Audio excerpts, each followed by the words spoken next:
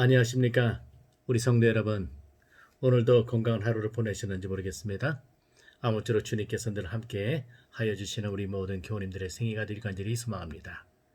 오늘은 세 번째 이야기, 신약의 시작 마태복음이 전하는 기별이라는 주제로 잠시 말씀을 나누도록 하겠습니다.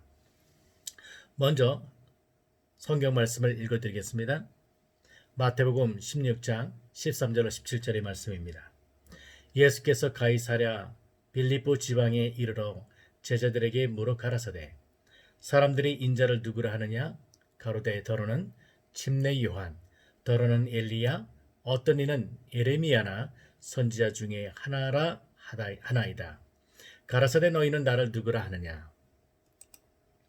시몬 베드로가 대답하여 가로되 주는 그리스도시요 살아계신 하나님의 아들이시니이다. 예수께서 대답하여 가라사대 바요나 시몬아 네가 복이 있도다. 이를 네게 알게 한 이는 혈육이 아니요 하늘에 계신 내 아버지시니라.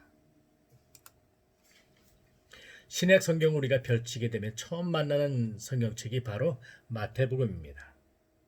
마태복음은 AD 70년 예루살렘의 멸망을 미래의 성취될 사건으로 취급하고 있기 때문에 마태복음의 기록의 시점을 대략 AD 50년에서 70년 이전으로 보고 있습니다.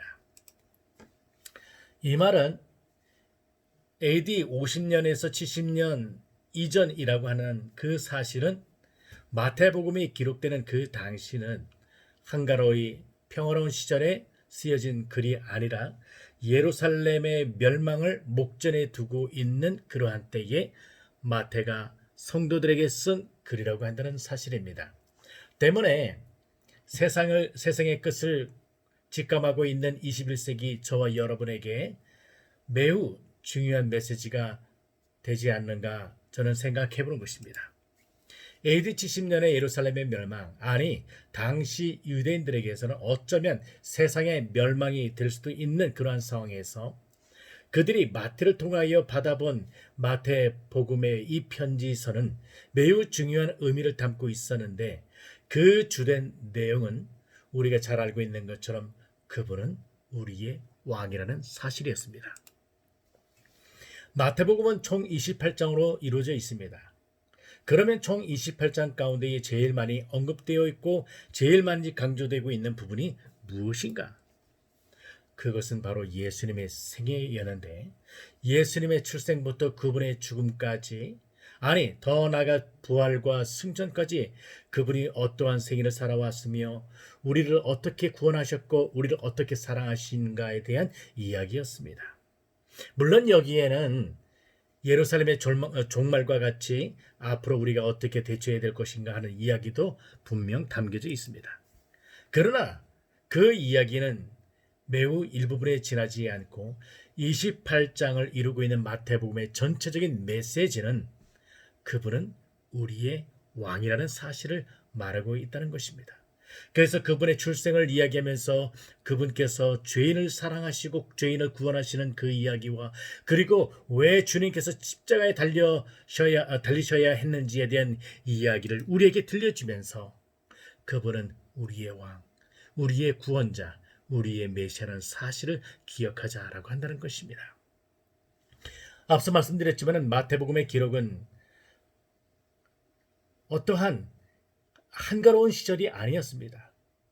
예루살렘과 온 유대의 성도들에게는 그야말로 핍박과 환난의 연속이었습니다. 허다한 성도들이 이미 원형극장의 사자굴에 사형장에 끌려가 죽임을 당하던 시절이었고 단지 그리스도인이라는 이유 때문에 그들이 그러한 고초를 경험했어야 했다는 것입니다. 이것은 무엇을 연상케 합니까?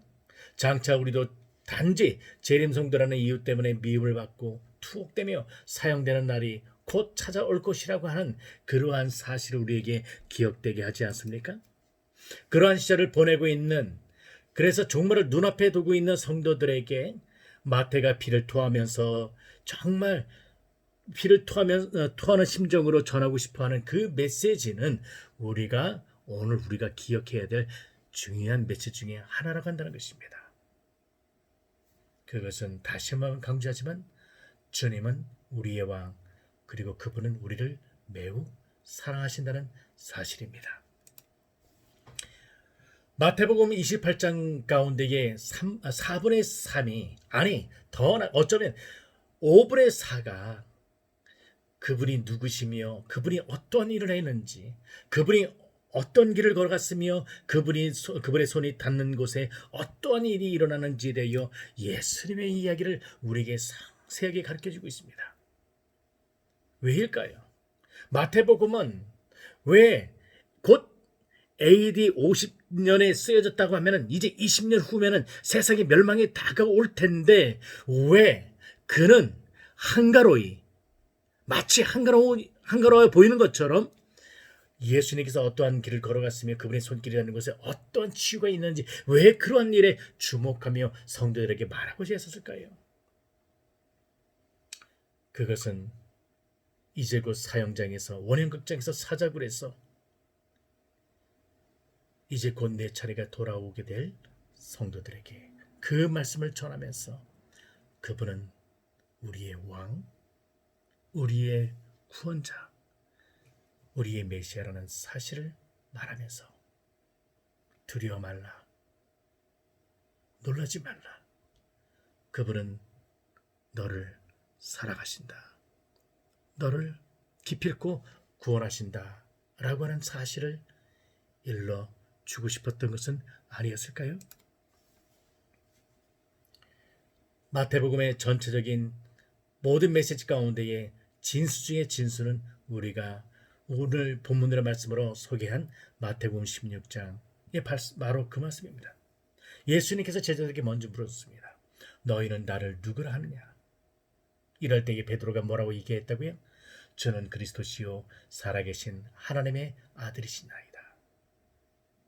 그러면 오늘 21세기에 우리 주님께서 우리에게 말씀하신다면 어떠한 말씀을 하실까요? 너희는 지금 누구를 주목하느냐? 너희 눈앞에 너는 무엇을 바라보고 있느냐? 이럴 때에 우리의 고백도 내가 바라보고 내가 주목하는 것은 그 어떤 것도 아니요 주는 그리스도시요 살아계신 하나님의 아들로서 나를 구원하신다 하는 믿음이 되어야 되지 않을까요? 자, 이제 저는 오늘의 메시지를 마무리하고자 합니다.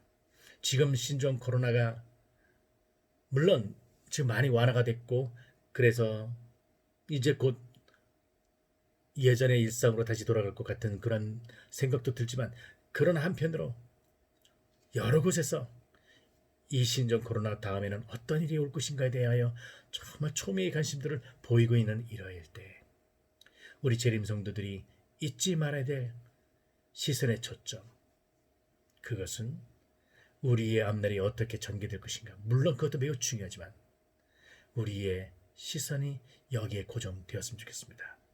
주는 그리스도시요 하나님의 아들이시니이다. 그래서 그분은 나의 왕이시요 그분은 나를 사랑하시고 나를 구원하실 것입니다. 한다는 사실입니다. 이제 우리의 믿음의 근육이 우리 앞에 어떤 환난을 만난다 할지라도 이제 두려워하지 아니하고 그분이 누구냐 하는 사실에 주목이 되어서 우리가 다른 어떤 것에 우리의 시선의 초점을 잃어버리지 않고 주는 그리스도시요 살아계신 하나님의 아들이시나이다 라는 사실로서 어떤 두려움 속에서도 능히 승리하시는 저와 여러분 되기 간절히 바라며 오늘 준비한 말씀 마치도록 하겠습니다. 감사합니다.